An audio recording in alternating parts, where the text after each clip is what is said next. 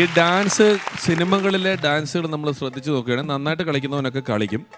ഈ നന്നായിട്ട് അറിയാത്തവനാണ് ഈ ഡാൻസിലെ അഡീഷണൽ സാധനങ്ങൾ കിട്ടുക. അഡീഷണൽ ചില ബഹളങ്ങളും കാര്യങ്ങളൊക്കെ ഉണ്ടെങ്കിൽ ഇത് അവനെ അങ്ങ് ഏൽപ്പിക്കും. ഞാനത് അനുഭവിച്ചിട്ടുള്ള ആളാണ്. രാജേട്ടൻ സമ്മതിക്കുമല്ലോ അതോ അങ്ങനെയാണെന്ന് അറിയത്തില്ല. മറ്റേ ഒരു വല്ലം പൊന്നും പൂവും എന്നുള്ള പാട്ടിൽ കുക്കു കുക്കു കുക്കു അത് രാജേട്ടനെ ഏൽപ്പിച്ചത് രാജേട്ടൻ്റെ നൃത്തത്തിൻ്റെ മഹാത്മ്യം കണ്ടിട്ടാണോ? എങ്ങനെയാണ് അത് രാജേട്ടൻ അത് കിട്ടിയത്? അത് ശരിക്കും കലാമാസ്റ്റർ തന്നെ പറഞ്ഞാണ്. അപ്പം ഞാൻ ചോദിച്ചു എന്താ കുക്കു കുക്കു മൂന്നെണ്ണം അങ്ങോട്ട് കുക്കു കുക്കു ഇങ്ങോട്ട് അവർ പറഞ്ഞു തന്ന മൊമെന്റ്സ് തന്നെയാണ്. അതിലുള്ള ലിറിക്ക് കയറിയൊക്കെ ചെറിയ കലക്കുന്ന അല്ലാതെ മറ്റേ സ്റ്റെപ്പുകൾ നമുക്ക് പറ്റാഞ്ഞിട്ടല്ല. ഡെസ്കിൽ കയറുന്നതും പരിപാടിയൊക്കെ നമ്മളെക്കൊണ്ട് ചെയ്യിപ്പിച്ചു. മറ്റേ എന്ത് സ്റ്റെപ്പ് കിട്ടിയിരുന്നെങ്കിലും ചെയ്തേനെ. എന്ത് പറഞ്ഞാലും നോ ഇല്ല ചെയ്യും നമ്മൾ. അപ്പൊ നമ്മളെ കൊണ്ട് പറ്റുന്ന പോലെ ചെയ്യുക. മാക്സിമം ഡയറക്ടർ പറഞ്ഞാൽ നോ ഇല്ല. ഞങ്ങൾ ട്രൂപ്പിൽ ഒരാളുണ്ടായിരുന്നു. പുള്ളിയുടെ ഒരു ഹൈലൈറ്റ് മ്യൂസിക്കുകളാണ്. ട്രൂപ്പിൽ നമ്മുടെ ട്രൂപ്പിലും എഫക്ട്സ് ഉണ്ട്. നമ്മൾ അടിക്കുന്നതിന് ഇങ്ങനെയുള്ള സാധനങ്ങളൊക്കെ ഉണ്ടാക്കുക, അടിക്കുന്നതിന് മ്യൂസിക് ഉണ്ടാക്കുക, പോലീസൊക്കെ കയറി ഇങ്ങനെയൊക്കെ മ്യൂസിക് ഇടാൻ വേണ്ടി രണ്ടുപേരുണ്ട് എല്ലാ ട്രൂപ്പിനും. ലൈവ് റീ റെക്കോർഡിംഗ് ആണ് കേട്ടോ മ്യൂസിക് പരേഡിന്. അപ്പം നമ്മൾ കളിക്കുന്ന സമയത്ത് അപ്പം ഇത്തരത്തിൽ ഒരുത്തൻ പറഞ്ഞു അവൻ്റെ നാട്ടിലെ ഇവിടെ പരിപാടി വന്നപ്പോൾ ഇവൻ പറഞ്ഞു എനിക്കൊരു വേഷം വേണം, അല്ലാണ്ട് എനിക്കിത് ശരിയാവില്ല എന്ന് പറഞ്ഞു. അങ്ങനെ അവനൊരു വേഷം കൊടുക്കാൻ നമ്മൾ തീരുമാനിച്ചു. ഇവൻ്റെ ഒരു ഹൈലൈറ്റ് എന്താ വെച്ചാൽ ഇവൻ ഏത് ചെറിയ ഡയലോഗ് കൊടുത്താലും തെറ്റിക്കുന്നവനാണ്. അങ്ങനെ ഒരു ഗുണം അവനെ സംബന്ധിച്ചിടത്തോളം ഉണ്ട്.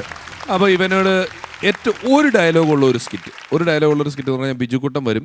ബിജുക്കുട്ടനെ ആദ്യം ഒരാൾ വന്നടിക്കും, രണ്ടാമതൊരാൾ വന്നടിക്കും, മൂന്നാമതൊരാൾ വന്നടിക്കും. അപ്പം ഒരു ബസ് സ്റ്റോപ്പാണ്. ബിജുക്കുട്ടൻ അവിടെ ഇങ്ങനെ നിൽക്കുന്നുണ്ട്. ഇയാൾ ഇൻസർട്ടൊക്കെ ചെയ്ത് കൂളിംഗ് ഗ്ലാസ്സൊക്കെ വെച്ചൊരു പെട്ടിയായിട്ട് അവിടെ ഇങ്ങനെ ബസ് കത്ത് നിൽക്കുന്ന പോലെ നിൽക്കുന്നുണ്ട്.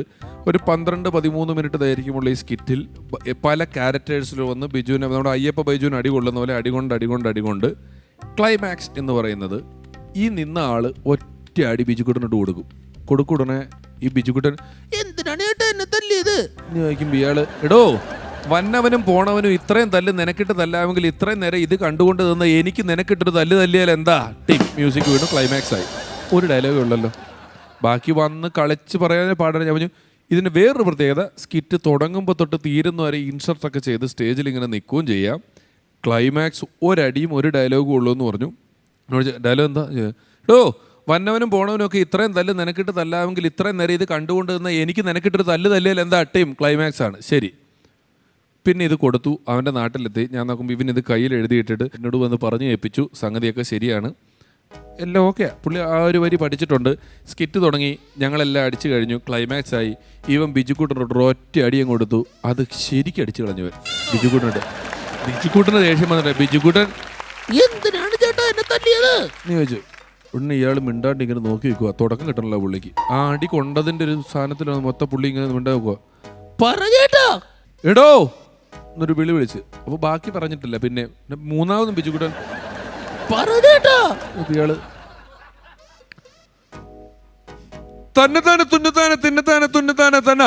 തന്നെ തുന്നാലെന്താ എന്നൊരു ചോദ്യം. ഇന്നും ആ ഉത്സവപ്പറമ്പിലിരുന്ന് ഒരാൾക്കും അതിന്റെ ക്ലൈമാക്സ് എന്താന്ന് ഒരു പിടുത്തവും കിട്ടിയിട്ടില്ല. ആൾക്കാർ മുഴുവൻ അത്ഭുതത്തോടെ നോക്കിയിരിക്കുന്നത് എന്താന്നുള്ളത്.